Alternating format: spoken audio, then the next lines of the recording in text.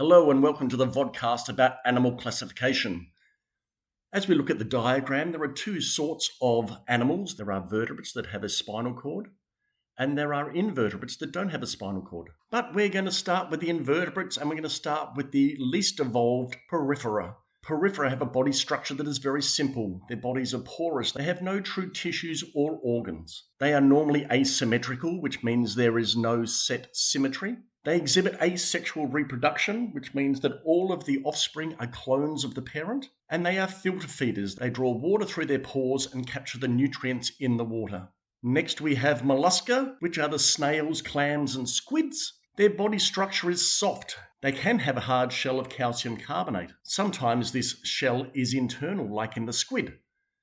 The symmetry is bilateral. They have three main body parts. They have a strong muscular foot, they have a visceral mass, and they have a mantle. And they reproduce sexually, which means both a male and a female are required. Next, we're going on to echinodermata, and the word echinodermata means spiky skin.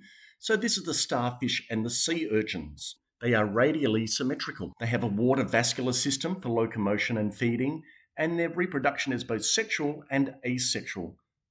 Then we get on to the cnidarians, which include jellyfish, corals, and sea anemone.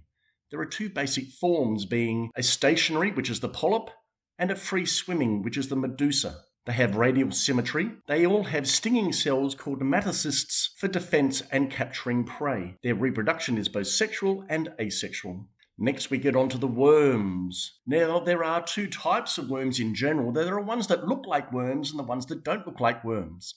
Of the ones that don't look like worms, we first of all have platyhelminthes, which are the flatworms. So their bodies are flat and unsegmented. They have bilateral symmetry. Some are free swimming and some are parasitic, and they reproduce sexually and asexually. Next, we have the nematodes, which are the round, unsegmented worms. Again, they have bilateral symmetry. They have a complete digestive system, including a mouth and an anus, and they reproduce mainly by sexual reproduction. Then we get onto the worms that we think look like worms, and these are called annelids. They have segmented bodies. They have bilateral symmetry. They have well-developed organs, including a closed circulatory system, and their reproduction is both asexual and sexual. Then we get onto the arthropods. Now, with the arthropods, there are those with more than 3 pairs of legs and those with only 3 pairs of legs.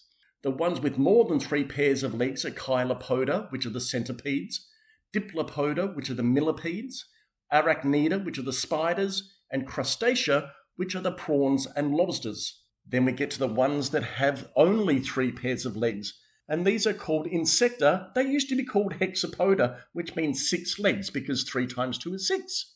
But all arthropods have some features in common. They have a segmented body with a separate head, thorax, and abdomen. They have jointed legs, and they have an exoskeleton made of chitin. They are bilaterally symmetrical, and they reproduce mainly by sexual reproduction. And then we're going to move on to the vertebrates. Being a vertebrate means that you have an enclosed spinal cord, and these spinal cords can be either made of bone or cartilage, but we'll talk about that later in the fish. With the vertebrates, there are 2 kinds. There are warm-blooded and cold-blooded. Warm-blooded means that you generate your own body temperature, and cold-blooded means that your body temperature mimics that of the environment. So we'll start with the cold-blooded. First of all, we have amphibians.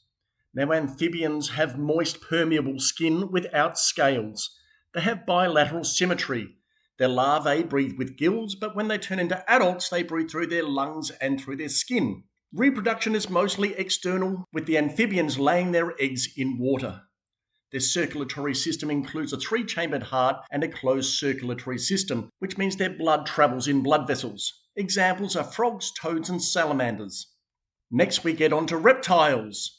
And reptiles have dry, scaly skin. They are bilaterally symmetrical. They have lungs for breathing, and they mostly have internal fertilization before laying soft, leathery eggs. Their circulatory system is made up of a 3-chambered heart and a closed circulatory system, and these include snakes, lizards, turtles, and crocodiles. Then we get on to fish.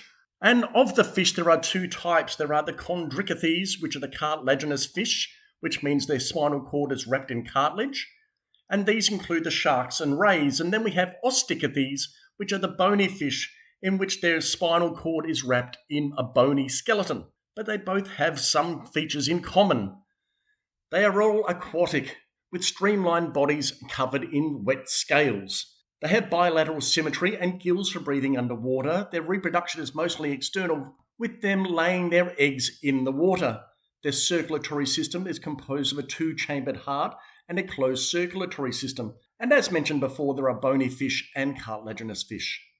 Then we get on to the warm-blooded, which means that they generate their own body temperature. And we'll start here with the birds. The birds have feathers, beaks, and a lightweight hollow skeleton. They have bilateral symmetry, and they have lungs with air sacs for efficient gas exchange. Their fertilization is internal, but then they lay hard-shelled eggs. Their circulatory system includes a four-chambered heart and a closed circulatory system, and they include things like sparrows and eagles and penguins. Then we get on to mammals. Mammals have hair or fur on their bodies. They have mammary glands that they make milk, and the milk feeds their young. They have bilateral symmetry and lungs for breathing. They have internal fertilization, and they give birth to live young, except for the monotremes. Their circulatory system includes a four-chambered heart and a closed circulatory system.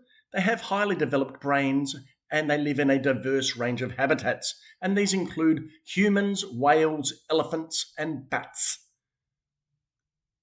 Thank you for paying attention. Don't forget to like and subscribe, and I'll catch you later.